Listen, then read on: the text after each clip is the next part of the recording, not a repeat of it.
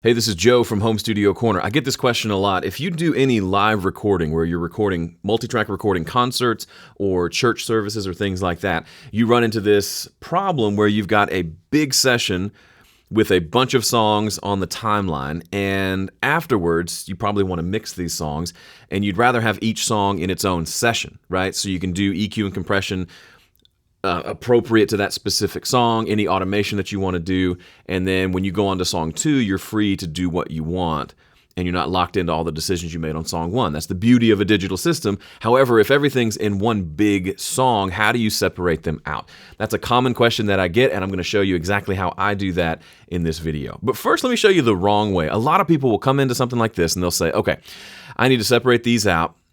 And they jump straight for the more complicated solution, which is something like this.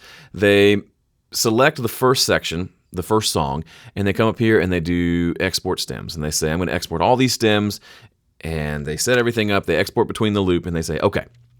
And now Studio One is going to export the kick and then the shaker and then the tambourine all down the list. And what we end up with is a folder full of tracks that I drag into a clean Studio One session. Isn't that what I have already? Yes, it is. The only difference is this session has 5 songs in it, and I really just need the one. So let me tell you now what the secret is, and then I'll show you how I do it. The secret is really simple. It's save as. Doesn't have to get more complicated than that. Let me show you exactly how that would work. So here is my concert. I want to leave this session alone, so if I happen to mess things up down the road, I can always come back here and start over. So the first thing I want to do is just use save as and call it song 1, whatever this first song is. Okay? Looks exactly the same because it is. Now I can start working on song 1, okay? So let's just say I forget about how I'm going to divide songs 2, 3, and 4 out. Just forget about it for a minute and just mix song 1, okay? So I'm doing all my EQ compression. I create my buses, everything. I get it sounding really good. Now when I get to the end of it, I need to, maybe I want to export this mix down. Well, the way to do that is I'm going to show my markers. And I'm going to make sure that the start and end markers are in the appropriate place for song 1. Because remember, this is a 20-minute session. I just want to export the first 4 minutes of song 1.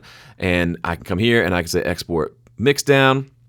I export that. It's going to export just song 1 as a WAV or MP3 file, and we're good. And now we say, okay, let's move on to song 2. What's the best way to do that? 2 options here. We could go back to our concert page and do the save as, and then just hone in on song 2. That's legit. However, I'm lazy and I don't like to duplicate work. If I've already mixed these drums, for example, I don't really have any desire to mix them again. I've already got it mixed. And chances are the mix here for the bulk of the tracks like drums, bass, probably rhythm guitars, and maybe even vocals, it's probably going to be the same or similar settings for song number 2. So why don't we just build on the work that we just did? So here's what I would do. We've got song 1, we've saved it, we've exported it. We don't want to get rid of this. We need to save this where it is. So we hit save, just regular old save to make sure this is updated. Then we do another save as. And now this save as is song 2. Now the only thing I do here is now I come over, I drag my end marker to the appropriate place, I drag my start marker to the appropriate place, and I start mixing again. Now, a couple of things to keep in mind. As soon as I hit play on song 2, it's going to sound probably pretty good because all my plugins from song 1 are still there. However, if I used automation in song 1, I probably want to get rid of that so I can move the faders and plugins and not have them moving around, because those movements aren't going to make sense for song 2, right? Or more, actually, they're not going to be moving. They're just going to be locked in place because there was automation happening previously in the song, and that locks that fader, for example, in place. So all we do there is we just show our automation. If there was automation here, we would just select it, delete it. That deleted audio tracks, but delete the automation if there was automation there, and then we can kind of start fresh. And then we just start mixing song number 2, and we've got our start and end markers in the right place. We can export that. When that's done, now we've honed our mix a little bit more. We can go back, save as, and start mix 3. Now, what I will say is you might be tempted to, and I actually did this when I shot this video the first time. This is take 2. I worked on mix 1, and I said, and if it bothers you having all these other tracks here just looking at you, you can delete them like this, and then just work on mix 1. But then I was ready to go to mix 2, and I didn't have my tracks there. And I realized, oh, I'm going to want to put my mix 2 tracks in there with mix 1. So I recommend just leaving the tracks open there. If anything, if it bothers you that much, you could do something like this, where you select them all and you hit Shift M to mute. And so now they're all muted and grayed out. So you could do that for each song to see it a little bit better. So for example, this is song 2. So we could do something like this, right? And this. So as soon as we open song 2, aside from the start and end markers being there, we can see, oh, song 2 is the one that's in color. We're going to mix that one now, and the rest are grayed out. So we can get to them if we need to. That's totally doable as well. But yeah, there's no reason to make your life harder by doing extra exporting. You can just go to each song and very easily work this way. Now, this is actually the way I like to work when I mix songs as well. If you send me an EP to mix, I'm going to mix the first song. And it may not be song number 1, but the first, like the best song of the bunch. I'm going to spend a lot of time mixing that, and then I'm going to create a template from that and use that template to mix the rest of the songs. That's essentially what we're doing here, except all the songs are in the same file versus having them all in folders that we're going to drag into a fresh mixing template or a fresh mixing session, if that makes sense. By the way, I do recommend recording this way for live shows and concerts.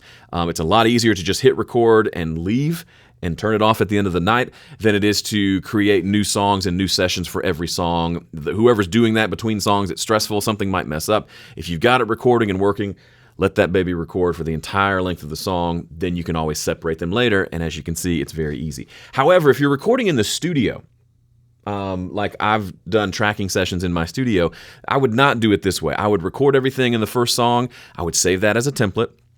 I would create a new song from that template, delete all the existing audio, right?